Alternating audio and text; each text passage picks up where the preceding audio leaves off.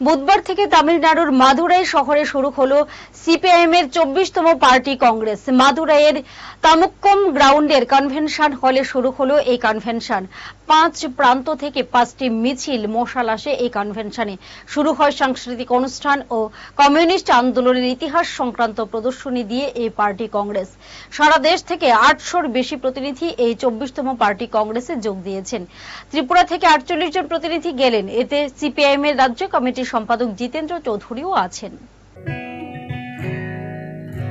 জুড়ে থাকে বাঁধন আপনার চেয়েও আপন, জুড়ে থাকে বাঁধন আপনার চেয়েও আপন, আপনার চেয়েও আপন।